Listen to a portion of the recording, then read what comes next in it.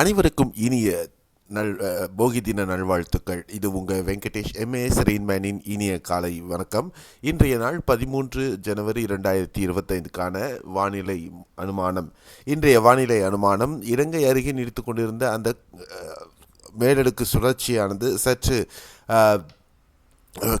கிழக்காக நகர்ந்து பின்பு மேற்காக நகர்ந்து இப்போ பார்த்திங்கன்னா ஆல்மோஸ்ட் பூமத்திய ரேகை ஒட்டிய குமரி கடல் பகுதிகளில் நிலவி கொண்டிருக்கிறது.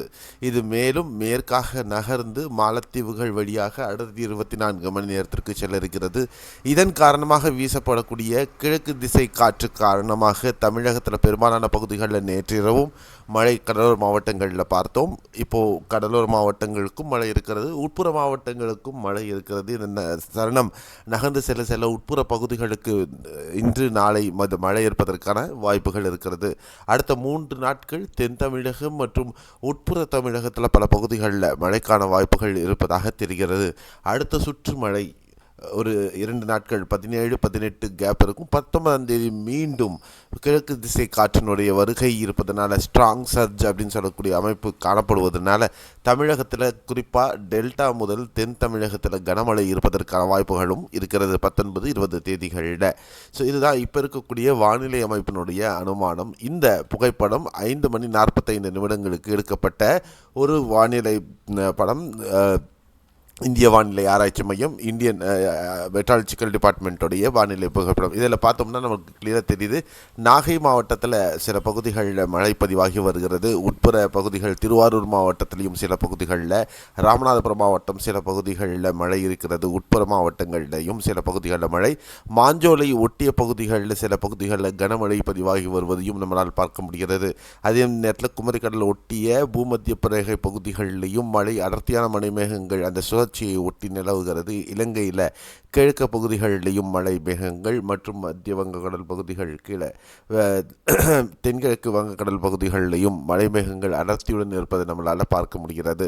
இந்த காரணம் என்ன அப்படின்னு பார்த்தீங்கன்னா, இந்த வளிமண்டல மேலடுக்கு சுழற்சியை ஒட்டி தாழி அமைப்பானது, அதாவது ஒரு அகண்ட சுழற்சியாக நீடிப்பதன் காரணமாக இந்த வங்கக்கடல் பகுதிகளில் அடர்த்தியான மழை மேகங்கள் இருப்பதை நம்மளால் பார்க்க முடிகிறது.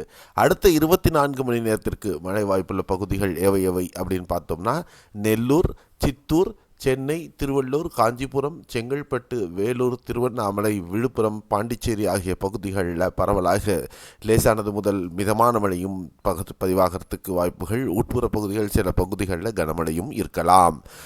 பெரம்பலூர், அரியலூர், நாமக்கல், ஈரோடு, நீலகிரி மாவட்டம், கோயம்புத்தூர், திருப்பூர், ஈரோடு, திண்டுக்கல், தேனி, மதுரையின் மேற்கு பகுதிகள் மற்றும் விருதுநகரின் மேற்கு பகுதிகள், நெல்லையின் மேற்கு பகுதிகள், தென்காசி, குற்றாலம், மாஞ்சோலை ஆகிய பகுதிகள் மற்றும் குமரி மாவட்டத்தில் மேற்கு தொடர்ச்சி மலை ஒட்டிய பகுதிகளில் பரவலாக மிதமான மழை, ஒரு சில பகுதிகளில் கனமழை இருப்பதற்கு வாய்ப்புகள் இருக்கின்றன. தருமபுரி, சேலம், கடலூர், டெல்டா மாவட்டங்களில் காரைக்கால், நாகை, திருவாரூர், தஞ்சை, அரியலூர், புதுக்கோட்டை, கரூர், திருச்சிராப்பள்ளி, சிவகங்கை, மதுரை, ராமநாதபுரம், விருதுநகர், தூத்துக்குடி மற்றும் நெல்லை மாவட்டங்களில் பரவலாக மிதமான மழை பதிவாக வாய்ப்புகள் இருக்கிறது. நாளை முதல் தென் தமிழகத்தில் பெரும்பாலான பகுதிகளில் கனமழை இருப்பதற்கும் வாய்ப்புகள் இருக்கும் என்று எதிர்பார்க்கப்படுகிறது. இதுதான் அடுத்த 24 மணி நேரத்திற்கான மழை வாய்ப்புள்ள பகுதிகள். அதை பற்றின அப்டேட் உங்களுக்காக மீண்டும் அடுத்த ஒரு காணொலியில் நம்ம சந்திக்கலாம். அதே நேரத்தில் நம்ம நவ்காஸ்ட் அலர்ட் இன்று முதல் ஃபேஸ்புக்கில் மீண்டும் தொடர்ந்து இணைந்திருங்கள். அடுத்த காணொலியில் சந்திக்கலாம். நன்றி, வணக்கம், bye bye, see you, have a nice day.